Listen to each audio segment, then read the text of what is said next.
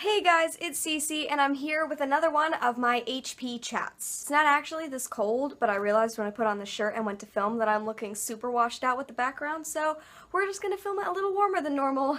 So in case you do not know, HP Chats is a series that I started last month, and it basically entails me talking about Harry Potter, which is one of my favorite things to do, so this was definitely a good choice of series for me. But I just want to say, as I should with every HP chat that I do, that I am extremely passionate about Harry Potter. I love it, and the only reason that I sometimes criticize it is because I have so much love for it and because I've spent so much time getting to know the world in general. So yeah, that is just all to say that if I am criticizing Harry Potter, it is not because I don't love it. I am passionate about it, but I think that it is fair to be the most critical of the things we love because we want to understand why we love them and why we have interacted with them in such a way. Anyway, let's just get started with today's HP chat topic. Oh, and just before we start this, I just want to let you know, for the purposes of all of these videos, they will be 100% spoilery for the 7 existing Harry Potter books. I will spoil it all. I will discuss it all. So that is your warning going in. I'm going to be talking about spoilery things. So today I would really like to talk about J.K. Rowling adding to Harry Potter canon after the books have ended. Since Harry Potter and the Deathly Hallows was published years ago, a lot has been added to the series, all due to J.K. Rowling releasing further and further information. And, interestingly enough, a lot of this information has been super controversial. Some of the stuff that she has said post the books being released includes the fact that she has always seen Dumbledore as gay, that originally Ron and Hermione was not going to be canon and it was really more of wish fulfillment and that they probably wouldn't be a happy couple. She also said that she didn't understand or agree with the fact that many girls today are attracted to Draco Malfoy. And she has released a lot of information about the growing wizarding world in general, most recently some of the information about magic in North America. Before I get into some of my feelings about the fact that J.K. Rowling continues to add to canon, I just want to address a couple of the things I just listed and my feelings on them, because for the most part, my feelings aren't totally positive. So I just want to go over some of the reasons why I don't feel positive about some of the stuff that she has said, and I think that a lot of the stuff has produced a lot of controversy that, I was also a part of, that I didn't love, because we are also passionate about this series, and I think that we have a lot invested in it, so when we find out things are different than we expected, it's a bit controversial. We all kind of freak out a little bit. So first, Number one, let's talk about the fact that a couple of years ago, J.K. Rowling said that Ron and Hermione ending up together was wish fulfillment, and that today they would probably be in the equivalent of wizarding marriage counseling, because they probably weren't the best couple to be together. So I just want to say, right off the bat, I was furious when J.K. Rowling said this. For days, I was in a rage that she would dare touch Ron and Hermione and my absolute adoration of their relationship. And this was mainly because it didn't just feel like an addition to the series, it felt like a distinct change from the world I knew and from the characters I loved. And I do not like the fact that she was trying to change what she had written and change how we felt about it. I adore Ron and Hermione because I think that they complement each other so beautifully, and I think that their strengths and weaknesses are made up for by the strengths and weaknesses of the other. I think that they just go together beautifully. I thought from the beginning of the series that they were just going to be a beautiful couple. I always thought that they were going to be together. I never even considered Harry and Hermione because I thought that that was such an important relationship on its own. I thought that their, sibling-esque relationship was a thing of beauty that I didn't want to be touched. So I never even considered that. And so the whole time reading the books, I was just picturing the ways that Hermione as a character complemented who Ron was as a character and how they would work together, because they were friends for so many years, so it always made sense to me that they could be a beautiful couple. And what enraged me was that even if she didn't mean to do this, J.K. Rowling was trying to take a little bit of that away from me as a reader and as a fan, and that really bothered me because I love them as characters, and so much time has gone by since the last book that I've allowed myself to really picture their future and picture how they are together. And of course there's going to be arguments, and of course there are going to be disagreements. There were for their whole lives, but I always saw it as a way that they were stronger together because yes, they butted heads, but it meant that they were able to come out stronger together at the end of it. And I feel like a lot of that was something that J.K. Rowling was taking away from me when she said that they probably shouldn't have gotten together or that they would be in marriage counseling now. It just really, really bothered me as someone who's always been passionate about their relationship. And this isn't even, I don't think, letting my, ship bias affect how I feel about the author, because this wasn't, an uncanon ship. This ended, they were together, they were married, and then she tried to change that, and that really bothers me. So the next thing I want to talk about is a much bigger issue, and I think was also incredibly controversial and remains controversial, and that is the fact that J.K. Rowling said that she has always seen Dumbledore as gay. So I will say this, I have said it before in videos and I will say it again, gayness is not an Easter egg. Announcing your character is queer doesn't mean you get a little award put on your chest because it is not present in the book.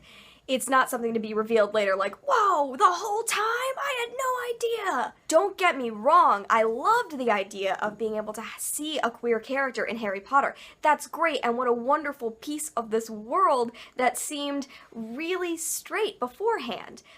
But I didn't like how she did it. Of course, I will always accept Dumbledore as gay because I think that that is an incredibly important piece of him as a character, and that's just become important to me, but I don't like how it was handled, and I don't like the fact that it is not present in the book, and it was only said later when it couldn't really affect Dumbledore as a character anymore. Because also, along with the fact that it doesn't appear in the books, it actually reveals one of my biggest issues with the 7th book as far as, plot holes go. This isn't necessarily a plot hole, but if you think about the fact that she says that she's always seen Dumbledore as gay, and that Dumbledore has been gay his whole life, you guys really think that 90% of Rita Skeeter's tell-all book wouldn't have been about how gay Dumbledore was? It's a gossip column book, and you think that most of that book wouldn't have been about his supposed relationships, whether or not they happened in real life, but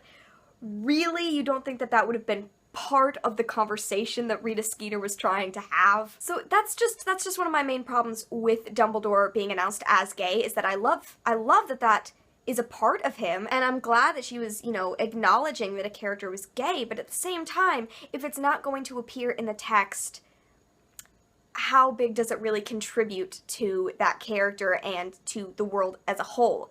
It's just really frustrating that it was only an Easter egg to be revealed later when it easily could have been included in the books. So yeah, that's my main problem with the whole Dumbledore being gay thing. I just don't love how it was done, and I think that it could have been included more. And the most recent thing has been the discussion about magic in North America, which has been received with a lot of controversy because it makes sense that it's controversial. J.K. Rowling said a lot of stuff about Native American magic, and it has come across and has been received by a lot of Native American communities as being very... It's cultural appropriation. It seems like she picked and chose a couple of the Native American myths that she enjoyed and kind of bastardized them, and it doesn't reflect that culture at all, and these legends that are very important to that culture, it seems like they were just plucked because they would be interesting to include. But I don't want to get too much into the controversy of that. There are some articles online that explore that a bit more, and yeah, I just kind of wanted to bring it up because I am also with the people who don't agree with how that was handled. So yeah, let's just bring this all back around to how I feel about J.K. Rowling adding to canon.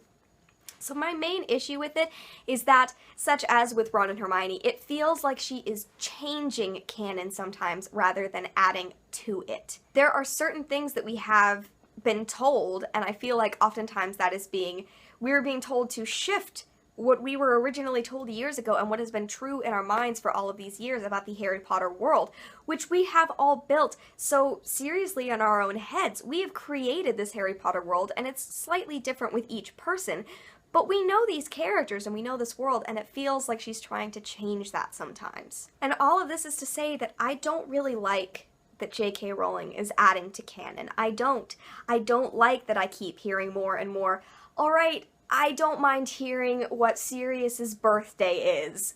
That doesn't bother me, but hearing these big changes to characters I love, it hurts. It affects me and it bothers me. At one point in my life, I wanted as much information as humanly possible about the world of Harry Potter because I loved it so much.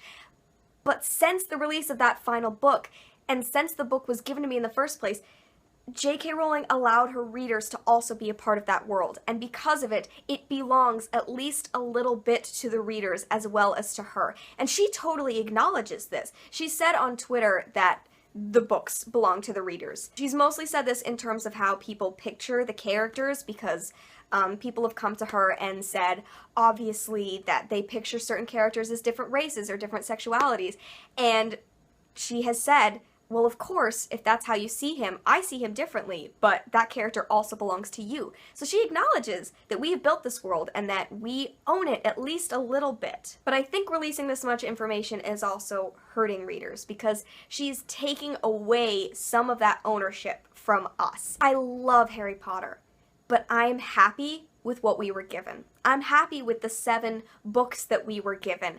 I'm incredibly worried about Cursed Child coming out this July, especially in regards to what she's said about her feelings about Ron and Hermione. I don't want to see Ron and Hermione reflected that way.